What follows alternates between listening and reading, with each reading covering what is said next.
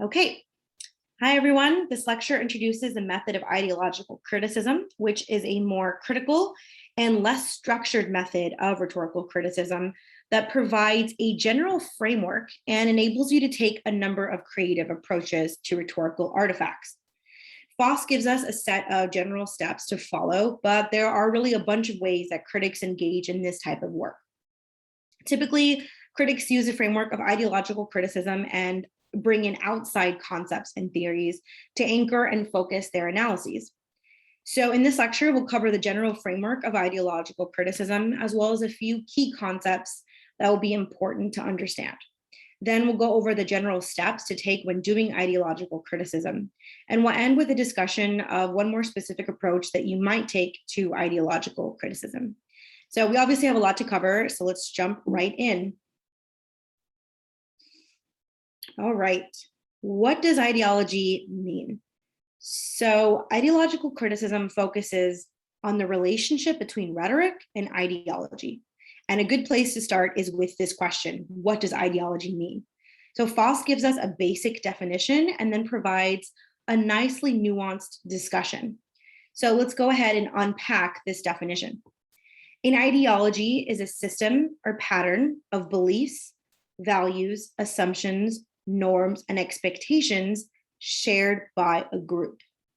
So let's unpack the sort of bold or italicized blue words here. First off, we have the word pattern. So pattern insinuates that this is not something that's random. An ideology is something that develops over time. Beliefs and values, that is what we understand to be good, bad, right, wrong. It also implies multiple possible or oppositional beliefs and values. So in other words, what one group believes is good, bad, right, wrong might be different than what another group thinks is good, bad, right, or wrong. Norms, assumptions, and norms are the things that we take for granted as true or just the way things are. These are things that we don't often question, right? Expectations refer to how we should think, act, or behave in particular contexts.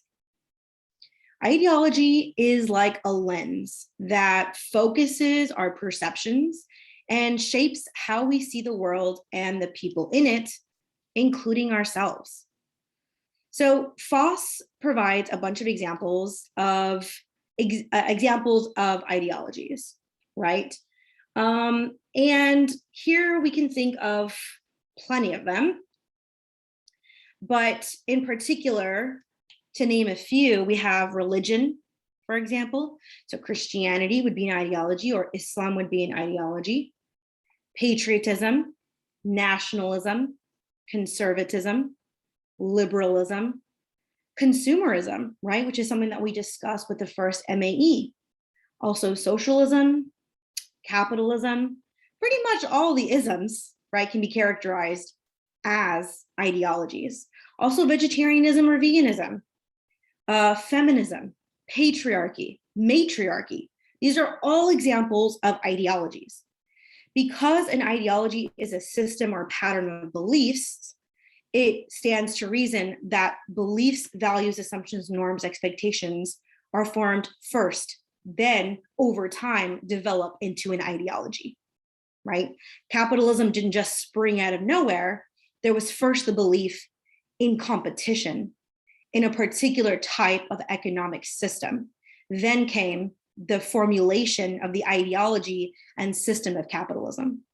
So each of these ideologies has under its umbrella a system of beliefs, values, assumptions, norms, and expectations that help to support it.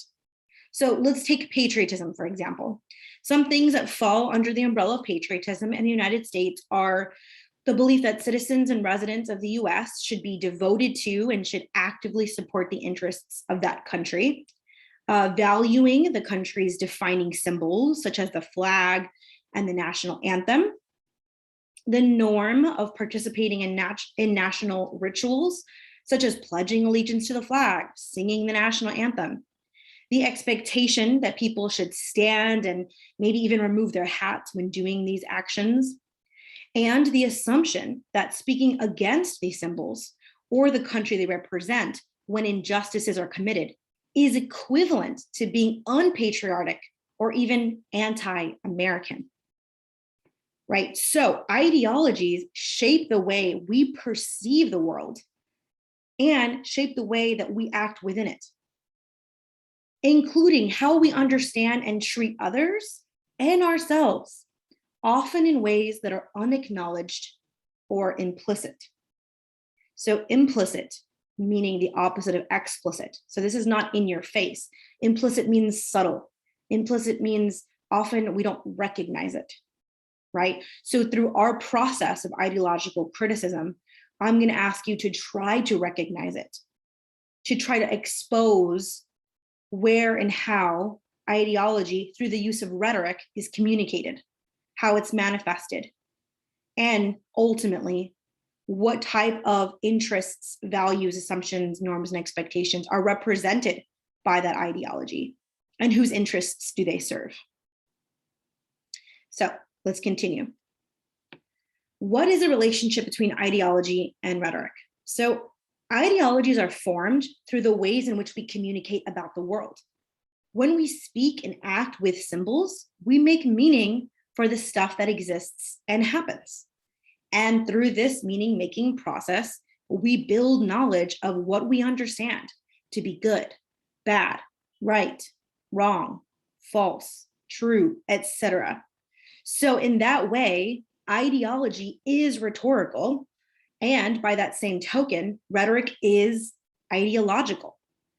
Our beliefs, values, assumptions, norms are constructed through rhetorical processes, and our rhetorical discourse is informed by our beliefs, values, assumptions, and norms. So, in other words, when we communicate rhetorically, we explicitly or implicitly communicate our values, norms, expectations, etc. And you're going to hear me use those words over and over again, right? Because that's the stuff of ideology. So we can only understand things or phenomena insofar as we can communicate about them. There isn't a thing out there in the world that we can understand without communication. So a table isn't just a table, right? It is a meaning that we assigned to a piece of furniture. We created that meaning and the relationship between a group of words, meaning a term, to an object that exists out there in the world. And as you know, rhetoric is the study of how humans use symbols to make meaning. So in this case, we assign the symbol of table to a physical thing, and we all exist in the world without ever questioning this. We understand and make meaning insofar as we communicate about things. And no matter what we say or how we use rhetoric, we will always in some way communicate ideologically, meaning the terms that we use, the words we use, are always already ideological. The things that inform our perspectives, our biases, our experiences, our worldviews, they inevitably make their way into the language that we use to communicate. So in this way, we communicate our ideologies all the time, and often in ways that we don't even realize. It's not like we're thinking super carefully about each and every word we say. We don't use language that intentionally all the time, right?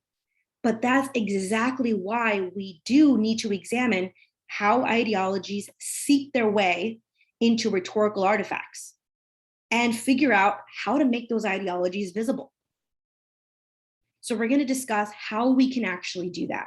What does that process actually look like? Just remember that it's not about intention, right? It doesn't matter that we intended to communicate an ideology or not. The fact is that it happens all the time. So how can we actually go about doing this work? So ideological criticism takes rhetorical criticism beyond thinking about the mechanics of a rhetorical act, right? So it's not just about how rhetoric works to persuade audiences anymore. Now we're in the socio-political realm. Now we're examining how rhetoric influences what a social group believes, values, assumes, and expects, not only about the world, but about themselves and about others. So ideological criticism operates from a critical perspective on rhetoric, which assumes several things. So a critical perspective says that what we know is a product of rhetoric, of politics, and of culture. So this perspective is in contrast to other perspectives. For example, a positivist perspective, which is a social scientific approach to research that uses quantitative methods based on data and empirical observation. There's also an interpretivist perspective, which entails humanist or qualitative methods to understand subjective experiences. So these are all different approaches that you can take to research and communication. And here, for our purposes, for ideological criticism, we're taking a critical perspective. So as you know by now, critical doesn't just mean that we're finding flaws in something or that we're just being mean or judgmental, right? Critical in regard to research means that we're attending to power, and in particular to the relationship between power and language, or the relationship among rhetoric, ideology, and power, and how that relationship shapes our social worlds, how it creates and recreates power dynamics. So a critical perspective assumes that rhetoric, ideology, and power go hand in hand. But before we sort of continue on, let's unpack what power means in this context. So we're used to understanding power from a top-down model, meaning power exists with those who are on top and those without it are on the bottom. From this perspective, power is just always a bad thing. It's always repressive or oppressive. But here, we're going to take a different approach. So from a critical perspective, power is all around us. It is something we're always within. We can think of it as a web. We're always already enmeshed in a web of power and power relations. Power dynamics are found in almost every human interaction. Even right now, there's a student-teacher power dynamic. From a critical perspective, we examine how rhetorical artifacts allow us to expose these relations. From a critical perspective, rhetoric, meaning how we communicate and influence each other using symbols, and ideology, which again is a system or pattern of beliefs, go hand in hand. So we communicate and perpetuate power dynamics through the words that we use, which are informed by our ideologies. Remember, rhetoric is ideological and ideology is rhetorical. So everything I'm saying here is sort of from this Foucauldian perspective, which is from a French theorist named Michel Foucault, who provided a way of understanding power that goes beyond the typical top-down model. Now, we're not going to go too much deeper into it than we already have, but it is important to know that this is the approach that we're taking for our purposes, meaning we're going to understand power not as only a repressive thing, but also as a productive thing, meaning it produces power dynamics and relationships. So we're no longer operating from a black and white perspective. We're recognizing that power can be good and bad, and somewhere in between.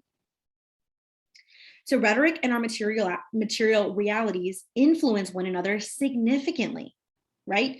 We can't understand reality or truth without rhetoric and ideology. So as I said before, we create the meanings of our social and material realities. We create the meanings of relationships with other humans through communication and rhetoric. There is no outside objective truth out there that we're trying to find.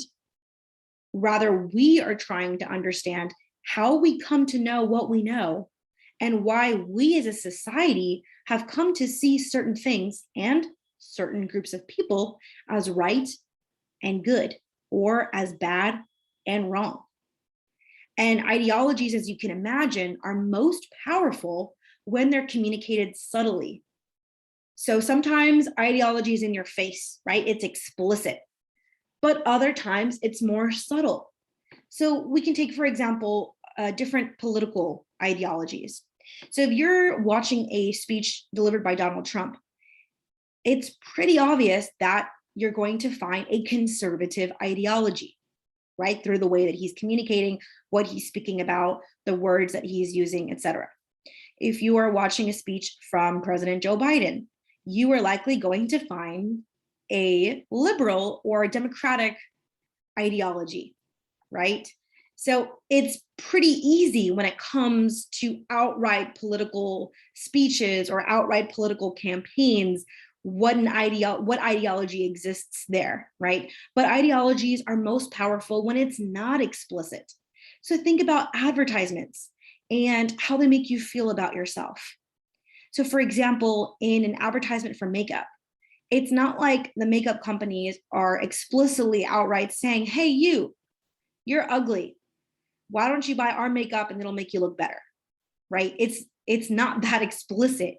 Often it's about implicitly creating a sense of insecurity or creating a sense of desire among the consumer so that the consumer themselves perhaps start to perceive flaws in themselves that don't even exist, or they start feeling like they can be enhanced by that particular product or products, right?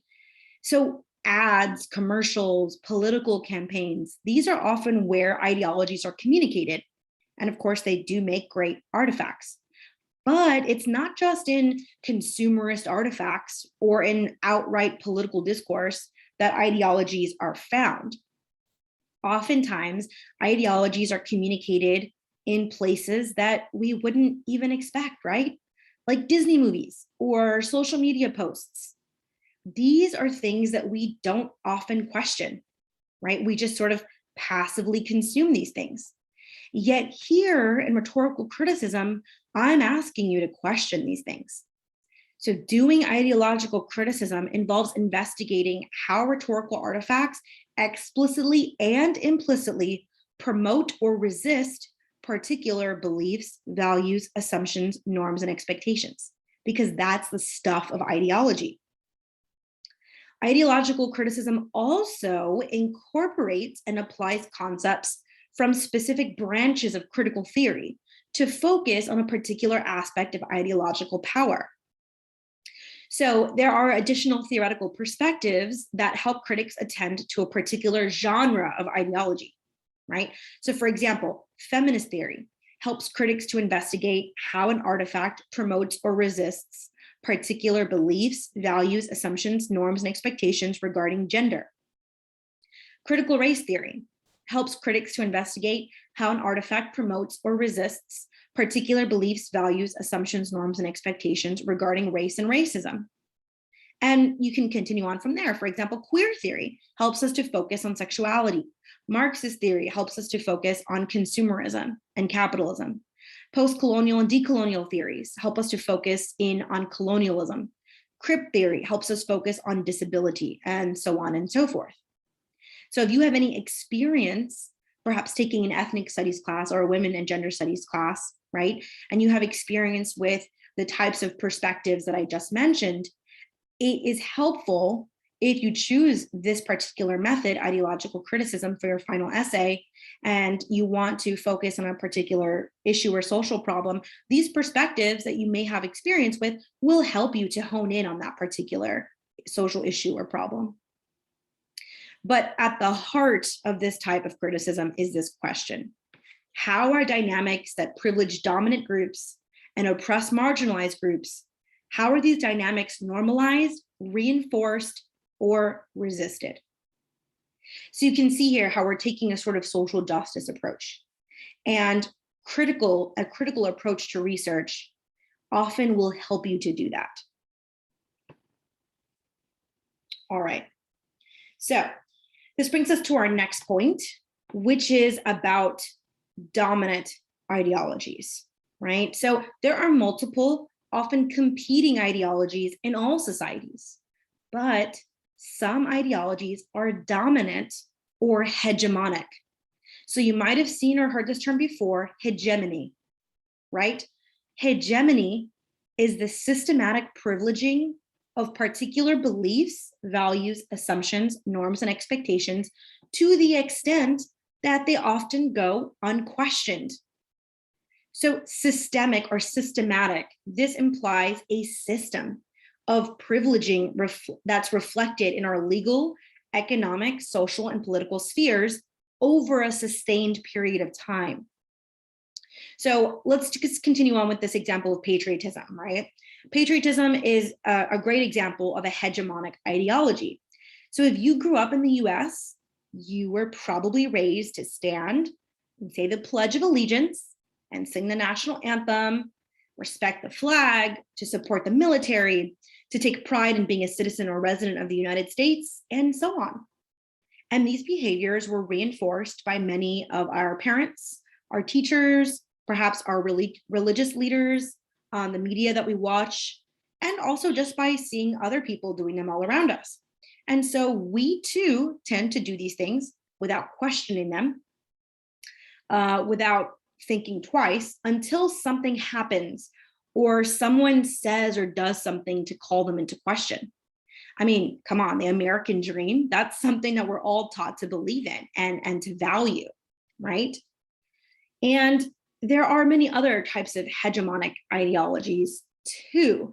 But before we go on, here we have the definition, right? These types of ideologies are dominant. That is what sort of hegemony means. And hegemonic ideologies establish naturalized and normalized ways of seeing and acting within the world that support the interests of dominant groups. And we see these things as just the way things are. We don't question them.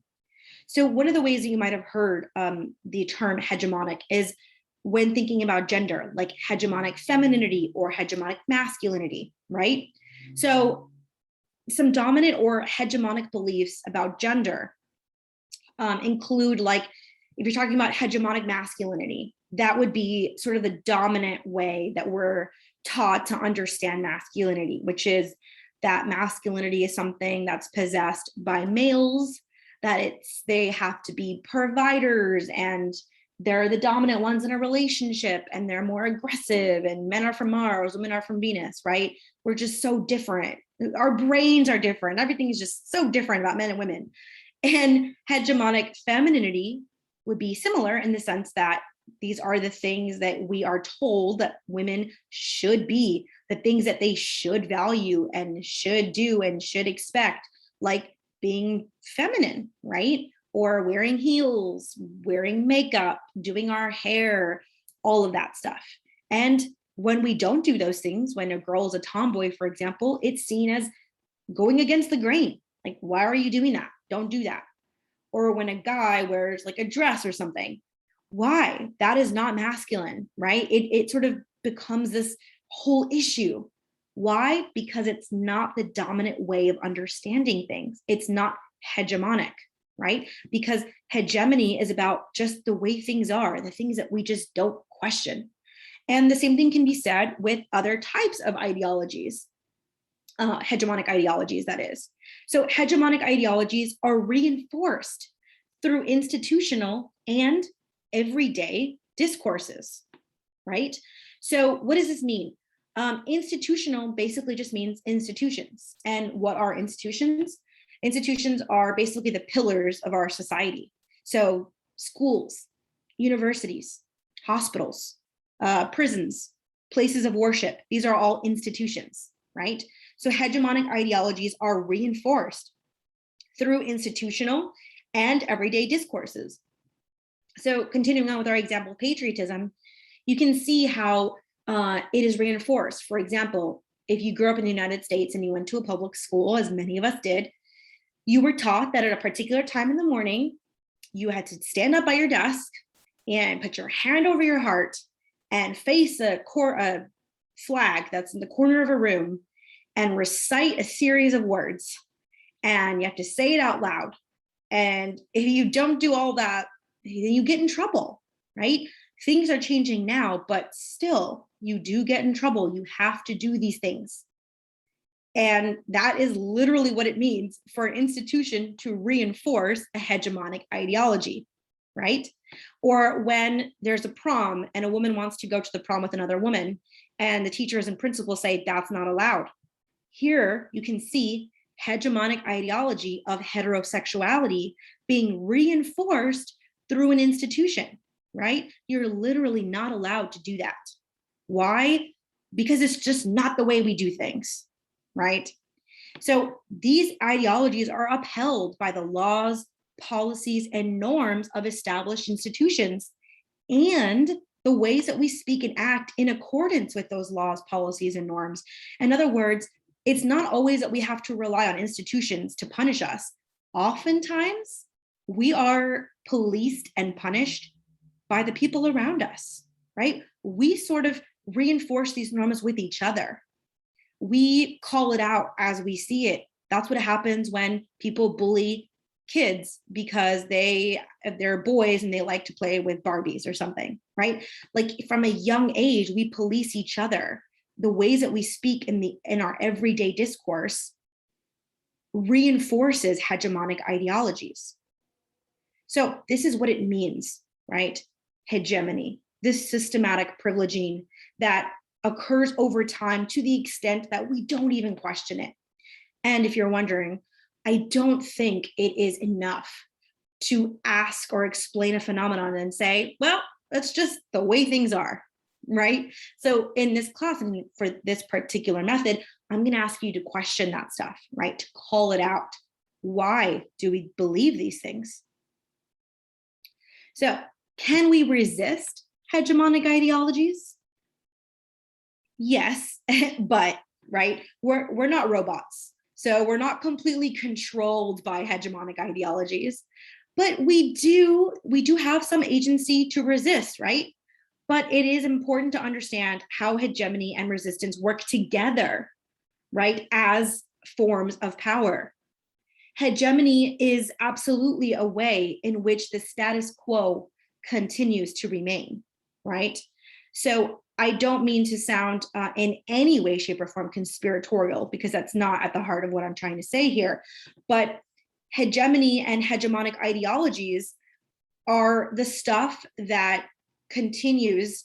This is the stuff that helps us to continue the way things are, right? Which is, of course, the status quo. Status quo just means existing as we are, right? Continuing on with those on top and those on bottom and all of that, right? So somebody once asked me, are hegemonic ideologies always bad? And I can never truly say that something is always bad or always good. There's always a yes, but, right? So yes, but we can resist hegemonic ideologies. We're not robots, and we do have agency to resist, but it's important to understand how this resistance takes form. So unfortunately, when it comes to resisting hegemonic ideologies, resistance is often muted or framed as abnormal or dangerous, right? Think about the ways in which people have had to mobilize for particular civil rights, right?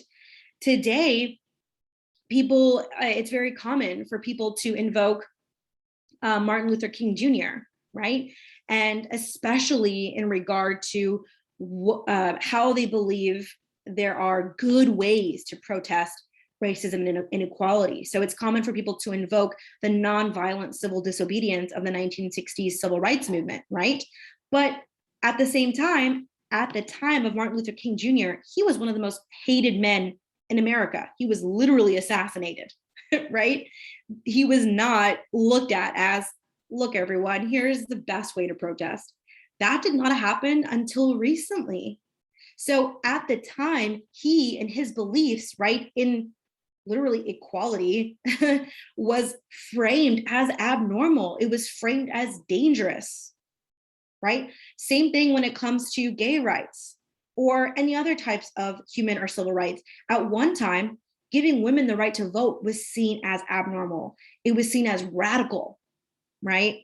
So that's the problem here, is that resistance is, yes, we can do it, but there are consequences to it, right? When men want to dress a particular way that doesn't go along with hegemonic masculinity, they are ridiculed or seen a particular way. And there's a whole thing about it. And is it worth it, right? Even if they want to, is it worth dealing with that sort of policing that we do to each other? It might not be against the law for a man to wear a dress, but it does incur quite a bit of backlash from society, which is quite unfortunate. And now, again, things are changing. But remember, this is the sort of hegemonic way of looking at things. Hegemonic masculinity wouldn't really allow that.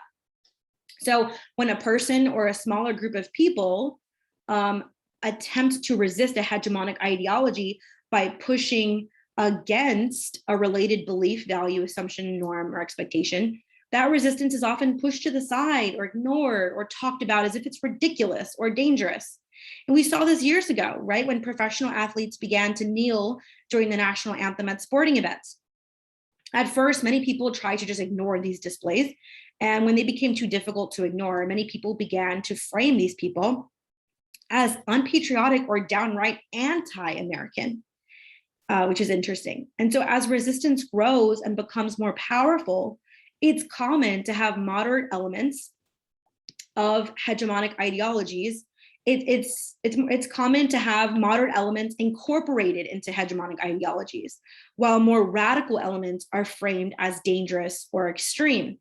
So, like I said, it's common now for people to invoke Martin Luther King Jr., right? But until recently, the Black Lives Matter movement was largely framed as too extreme, right?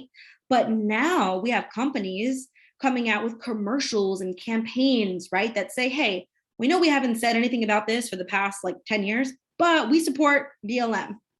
And people are now saying things like, okay, kneeling for the flag was a good form of protest, but all of these calls to defund the police are just outrageous. Or property destruction, now that is where we're crossing the line. That's unacceptable. So we're seeing right now how some elements of protest against racial inequality and anti-Blackness in the United States are actually being incorporated and accepted, while other forms are being pushed away.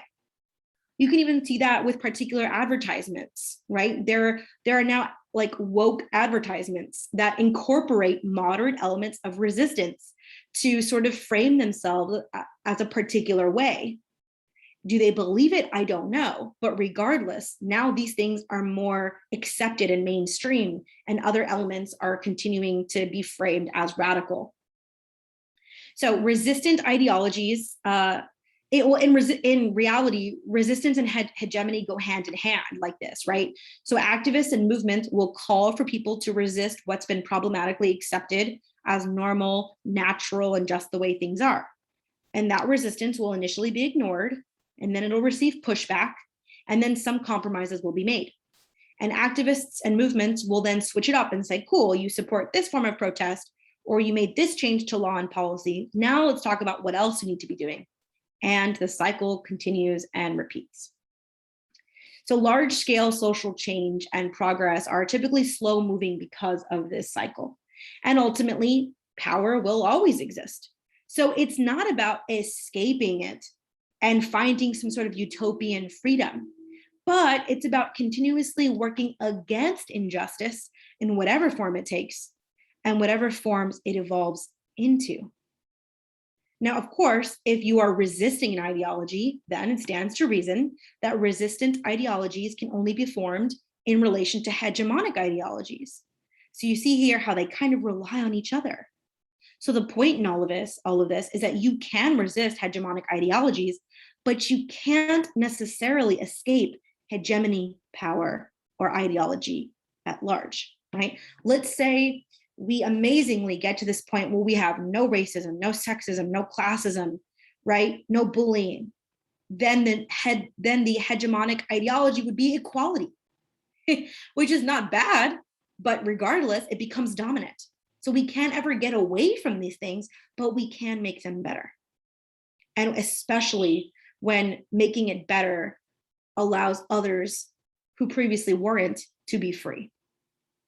So this is why most ideological criticism tends to focus on unpacking dominant ideologies. And ideological criticism can focus on both the things that are being promoted and the things that are being resisted, right? And the goals tend to be different with these two different approaches.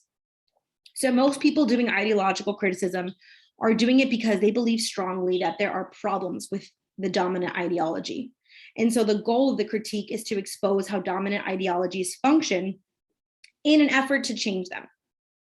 And critiques of resistant ideologies tend to seek an understanding of what practices of resistance are more or less useful, what's productive versus what's problematic, where resistance is being incorporated, and how it's being constrained by hegemonic ideologies, etc. But ultimately, both hegemony and resistance are imperfect. Humans can be entirely controlled by dominant beliefs, values, assumptions, norms, and expectations, but they also can't escape them entirely.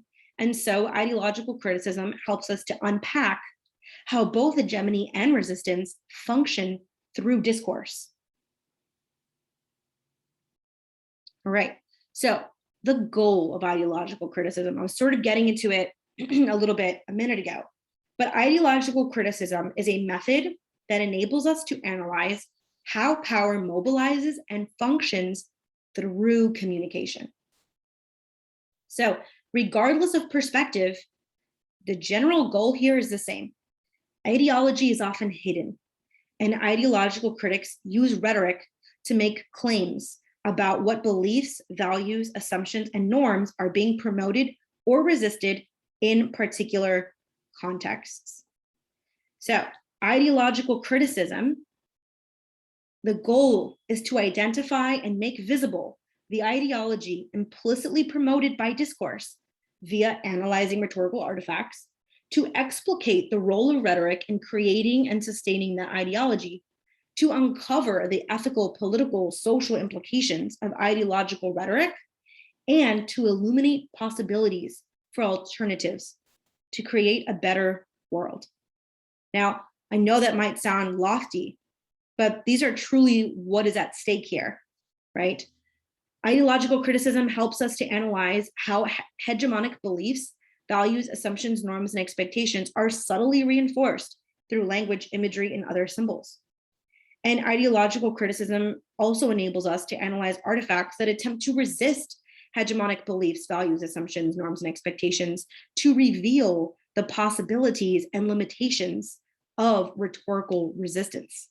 So the goal isn't to discover truth with a capital T, right? But to uncover how understandings of what is true, right, good, and or false, wrong, or bad are being constructed in particular contexts to serve particular interests. So there's a lot going on here, but I do want to emphasize the fact that this is not about finding an objective truth out there in the world, right? We'll leave that to religion and spirituality. For us, we're not trying to get at the truth.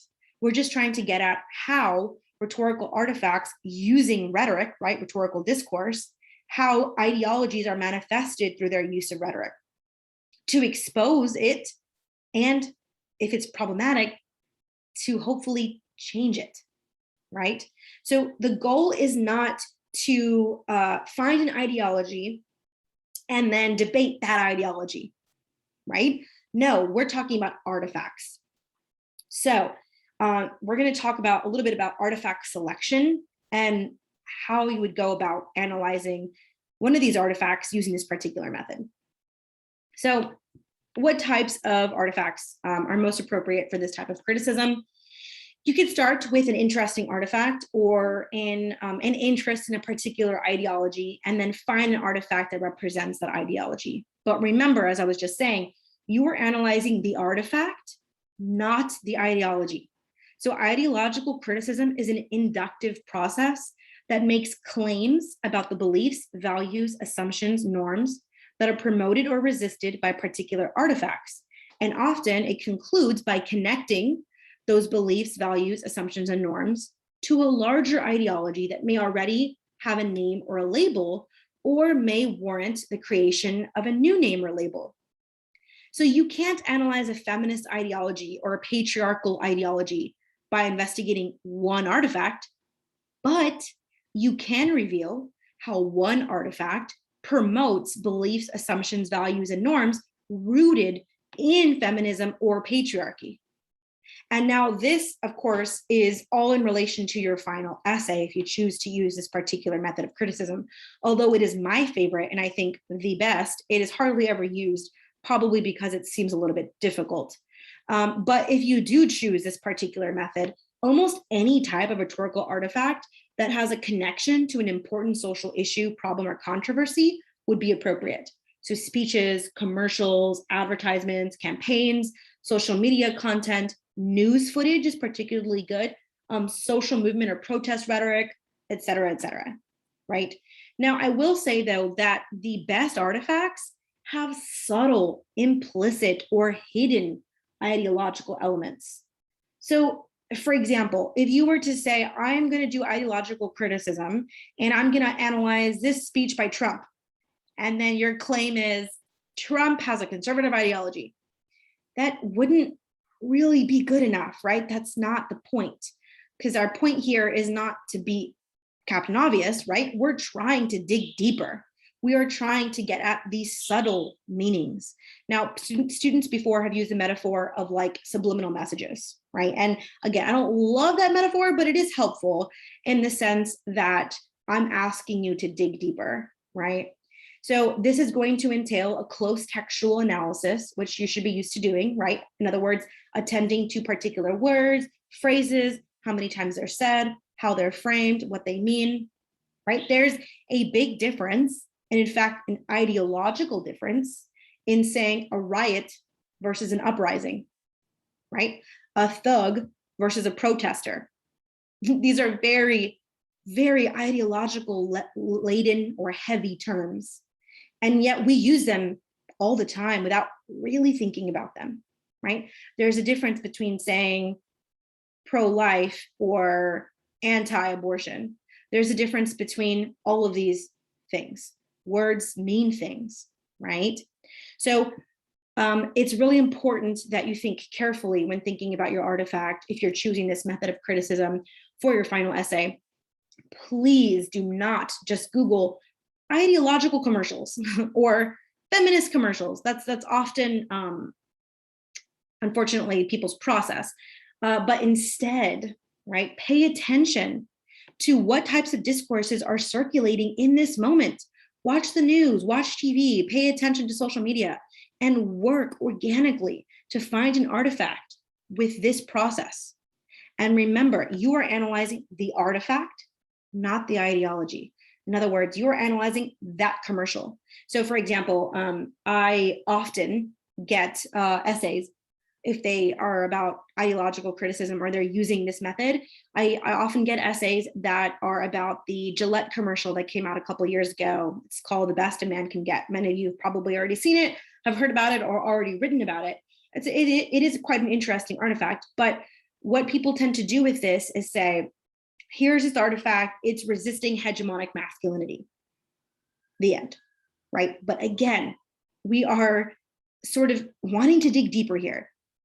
Or on the flip side, I get essays about that artifact, and then the whole essay is a debate about why feminism is bad or why feminism is good. But that loses sight of the artifact, right? That is then just a research paper about an ideology. But we don't do that in rhetorical criticism, right? We analyze artifacts. So make sure to dig deep to reveal how particular rhetorical elements are promoting and or resisting beliefs, values, assumptions in ways that are not obvious. All right, so guiding research questions, I won't take up too much time with this, but FOSS always provides us some brief and general guiding research questions. So as you can imagine, the first one would be, what beliefs, values, assumptions, norms, and expectations are being promoted and or resisted in this artifact, and how? How does this artifact invite us to understand X issue or Y group? What or whose interests are represented, served, or favored? What or whose interests are excluded?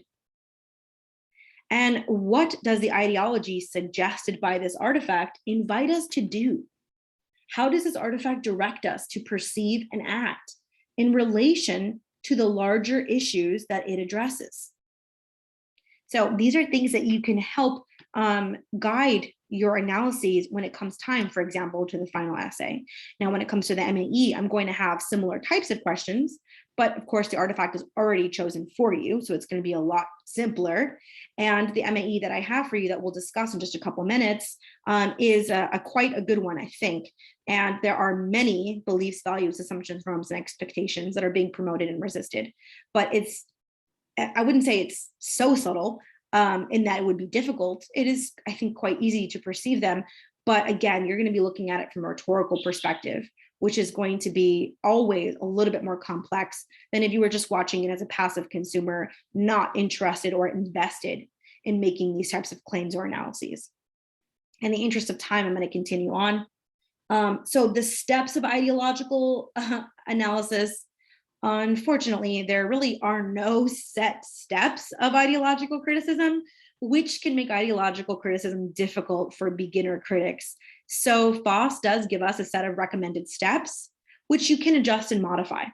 Just remember that before beginning to apply any method, including ideological criticism, you should do a descriptive analysis to get a sense of your artifact in full on its own terms, right? As I've always mentioned. And remember, these are the steps of doing your analysis, right? And you can think about your analysis in terms of the MAE, sure, but here what I'm really talking about is for the final essay. So you would always need to establish a sociopolitical context of your artifact. This is how your final essay, this is how you will begin your final essay. So this would be your introduction, for example. Oh, don't know what happened there. I will ask you this question, right, as a question number one on the MAE, as I always do. And remember, this is an inductive process. So you're going to be identifying the presented rhetorical elements. And actually, this chapter from Foss does a pretty good job of sort of explaining this process. She gives you some kind of silly yet, I guess, semi-relevant examples as far as what it means to first sort of code your artifact, and then to sort of get at the terms or the rhetorical elements that seem ideological. And then she shows you what it's like to go ahead and interpret those things, right? She calls it the suggested ideological meanings of those presented elements. And you can definitely go back and read those examples that she gives. I, in this class, will always provide artifacts or examples that I particularly find relevant or exigent or significant. And that's what I'm going to ask you to do for the final essay, right, is choose an artifact of significance, of relevance, that's exigent, right? So in this class, we're not looking at silly artifacts like, I don't know, Jello labels or something, right? Like that doesn't matter. We're looking at larger political, social, political, cultural, moral, ethical issues, controversies, problems, etc. So these are the very broad and general steps of doing an ideological analysis. And this will become more relevant too as time goes on when we're working on the final essay. And we can revisit that at that time. Let's continue on. Formulate an ideological claim and identify the ideological function served by this artifact. So in steps 1 and 2, as you saw, you establish a sociopolitical context. Let's go back here. You did an inductive analysis where you identified the presented rhetorical elements, and then you interpreted those rhetorical elements, right? So we're going to continue on. After that, you're going to formulate an ideological claim. So what major themes emerge from steps 2 and 3? And as a whole, what types of beliefs, values, assumptions, norms, and expectations are promoted by this artifact? So I'll go back since it seems like we're moving a little quickly, but we still have more to cover. So hopefully we'll have time to do it all. So let's continue and revisit this slide that I had previously skipped over. Again, establish a sociopolitical context of your artifact. You all know that, right? I'm always going to ask you, hey, what was happening out there in the world that might have influenced the creation the construction of that particular artifact. That's always important because in communication, context is extremely significant. We can't truly understand an artifact without placing it in context. Part two here, step two, and again, steps are in quotation marks. This is not like a cut and dry process. This is not a black and white process. These are like general guidelines for how you would go about conducting an ideological analysis. So the inductive process would require you to identify the presented rhetorical elements of your artifact. What are rhetorical elements? All the way back from the Campbell and Burkholder piece that we read at the beginning of the semester, right? Appeals to ethos, pathos, and logos, symbols, words, tone, style, images, sounds, colors, explanations, verbal and or nonverbal delivery elements. I mean, pretty much anything, right? Any concrete thing from the artifact would be a presented rhetorical element. It's up to you as a critic to sort of understand which of these are significant rhetorical elements and which are just sort of there, right? But in general, tone, style, personae, ethos, pathos, logos, colors, all of the stuff that you've been sort of examining throughout this class are the presented rhetorical elements. And if you haven't read chapter 8 yet, again, Foss does provide you with some pretty concrete examples of what it's like to code, right, an artifact for the presented rhetorical elements, and then to interpret those presented rhetorical elements and create what she calls the suggested ideological meanings of those elements, which is number 3, right? So you're going to interpret to come up with the suggested ideological meanings. And from here, really what we're asking is, let's say you have coded a commercial, and in the commercial, there is some sort of description, or there's some sort of insinuation, right, that men should always be attracted to women, right? Let's say you find that, and you say the suggested ideological meaning of this is that heterosexuality is the best and the only way, right, that humans should be in this world. All right, big claim here. So what meanings, values, beliefs, assumptions, and norms and expectations are suggested by these elements? This is where you would step in and say, well, it's showing this couple, it's saying these things, these words are insinuating this. See, here's the stuff of analysis. It's where we go beyond just describing like, okay, there's a couple, they kissed, yada, yada. There's a difference between just describing that and then interpreting it and suggesting the ideological meanings. Now, oftentimes we get a little bit tripped up with this process, right? And people say, well, isn't this just my opinion? Well, it is your informed perspective, right? Because it's not just your random opinions, you should be providing evidence from the artifact to support your claim. And then you should provide reasoning to explain how that evidence supports your claim, right? So it's in no way just random opinions. It is informed by theory, and you are doing so in this analysis, in this inductive process to come up with these claims and then back those claims up. So rhetorical criticism is in no way just random opinions. It is also not an objective process, because as a rhetorical critic, really what you're doing is judgment, right? You are judging a piece of rhetoric, a rhetorical artifact. And judgment is always subjective. That is not a bad thing, but we're taught that, right? Because the hegemonic way of understanding research is that it should be from a positivist perspective in which you are distant from the thing you're analyzing, and you're just a subjective researcher with no bias at all, right? And in rhetoric, if you can't already see, we don't believe that. We don't actually believe that can ever be possible. And therefore, here in this process, you are very much present as a researcher. Think back to Foss 1 and 2, the presentation that I gave where I said, the role of the critic, you are a human involved in socio-political processes, and you will necessarily be present in these analyses. And that is okay. That is what you should be doing. So after these steps, you would formulate an ideological claim. You would do so by explaining and exploring the major themes that emerged from steps 2 and 3. As a whole, you would respond to this question: What types of beliefs, values, assumptions, norms, and expectations are promoted by this artifact? And what name or label can you place on that ideology? Now, this is just a repeat from the guiding research questions that I had before, right? So, lastly, you identify the ideological functions served by this artifact. So, what or whose interests are promoted by this artifact and its related ideology?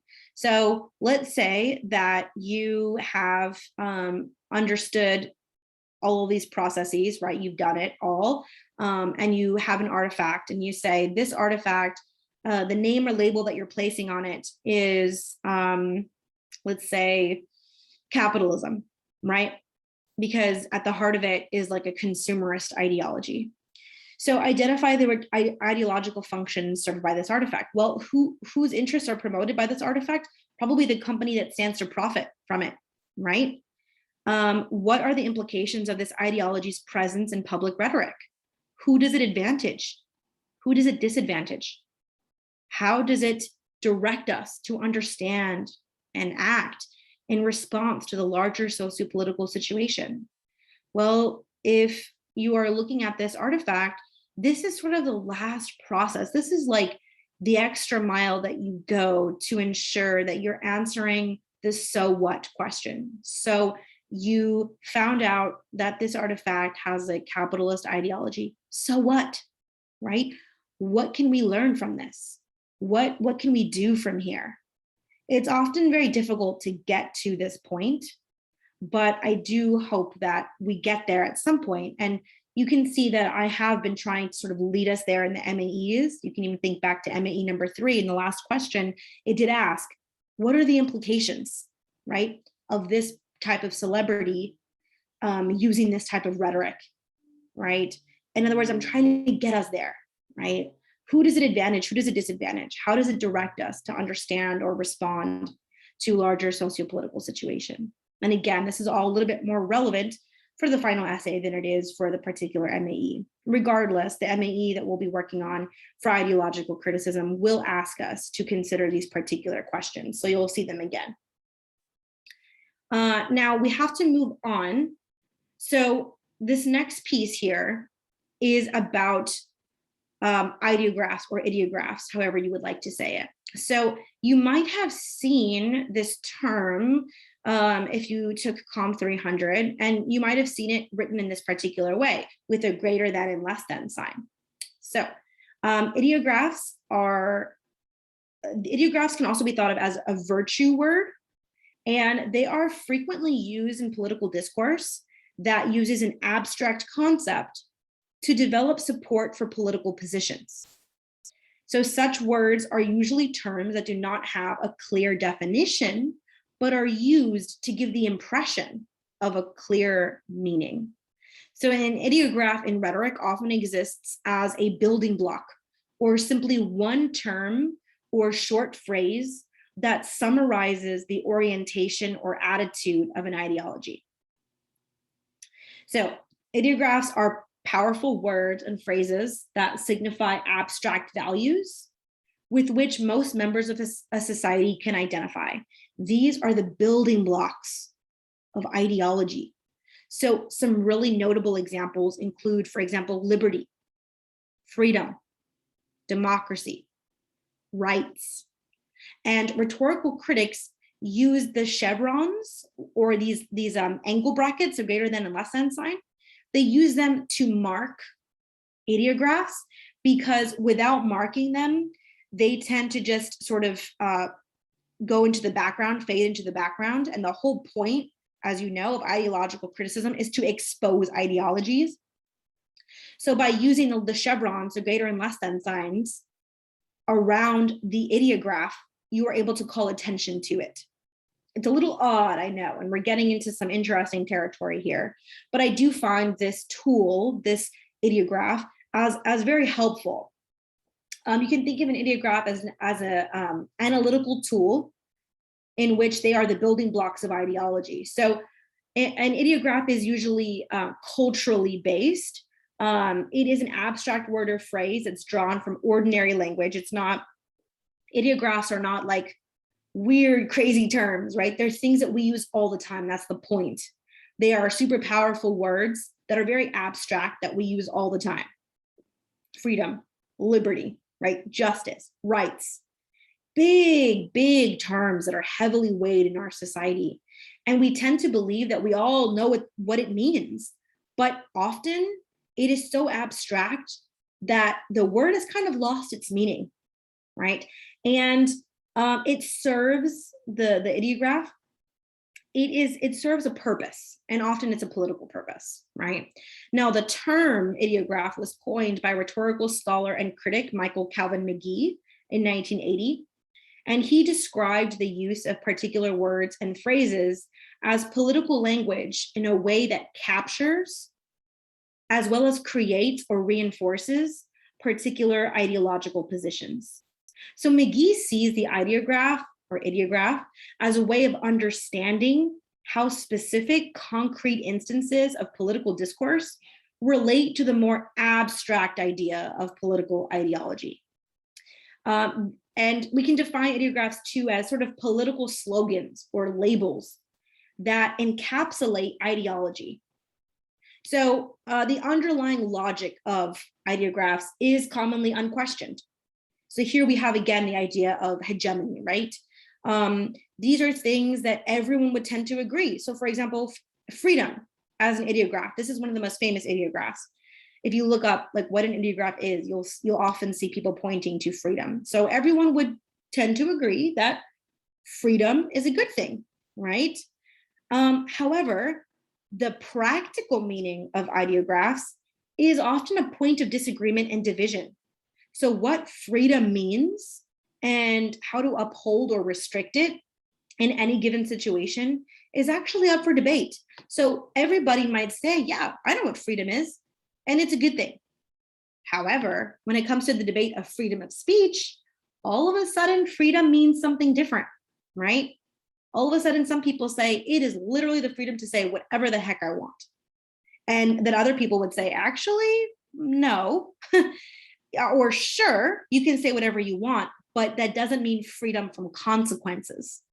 So here we see how freedom can get a little tricky. Or people would say, freedom is a good thing. Everybody should be free. And yet, the 13th Amendment has a statement that allows certain people to be slaves, right? If they are being punished for a crime. That is why we have slave labor in the prison system, right? So all of a sudden things get a little bit more dicey, things get a little bit more tricky. Now, this is not something that you have to use or talk about in your essays or even in the MAE, but it is a part of sort of ideological criticism and larger rhetorical theory. And I offer it to you not to confuse you, but to allow you to have more tools in your rhetorical tool belt, right? So that when you're talking about ideology, you might start to notice these building blocks of ideology and then call them out and maybe even, use that in your discussions. You do not have to engage with any of this, but I find it to be very important and influential. And when I learned ideological criticism 10 years ago in undergrad, I learned it with ideographs. And I personally loved thinking about this stuff because it just made me think differently, made me think critically. I was no longer a passive consumer of messages around me, but I actually thought a little bit more deeply about how words are used and why, right?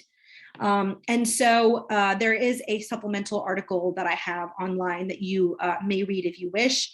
It's by Celeste Condit and John Lucades, who were very influenced by Michael Calvin McGee. These are all very famous rhetoricians. You do not need to know that, but I'm telling you that.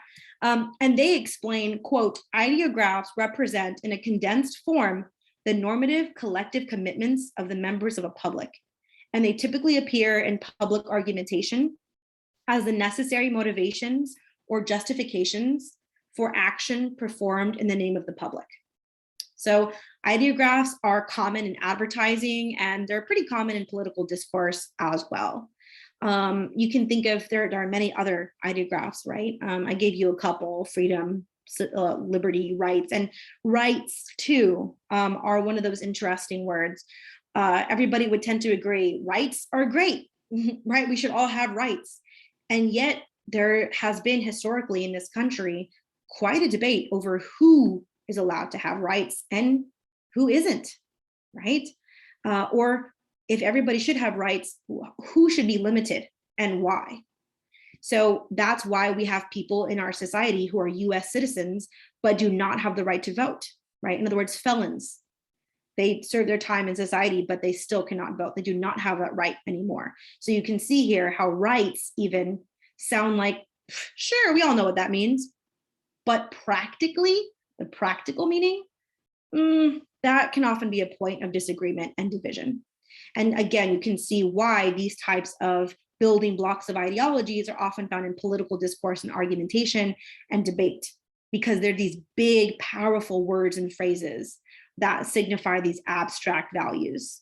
And oftentimes they're used to sort of communicate good things like, look, this candidate values democracy, rights, freedoms, and that's all well and good.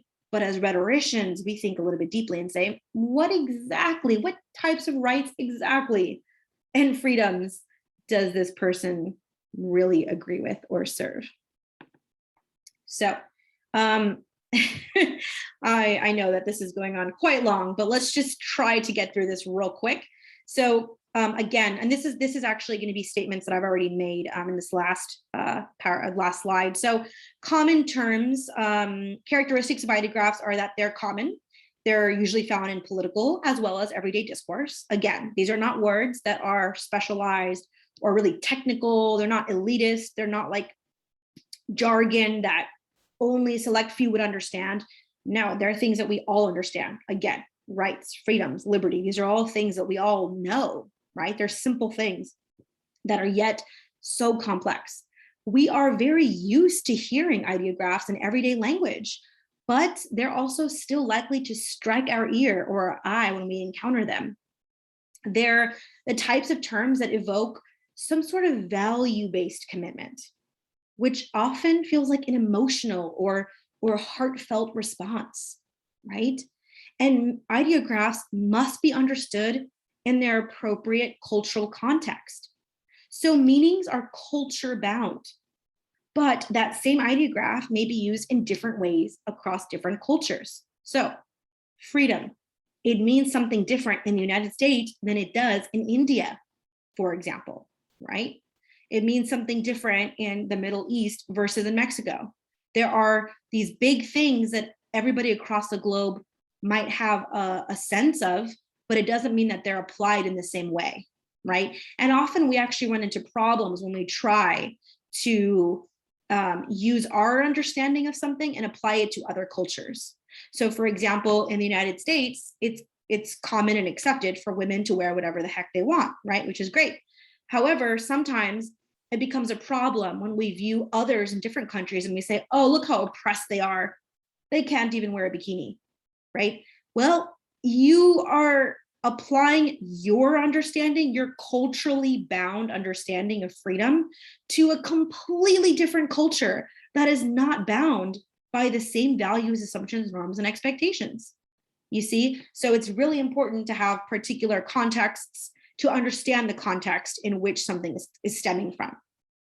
So meanings are also constructed over time, which is diachronically, and in the context of their particular usage, which is called synchronically. Again, these are not things that you necessarily have to write about, but I'm trying to be as thorough as possible here. So meanings are not just something that we just come up with in a minute, right? They're things that are sedimented over time.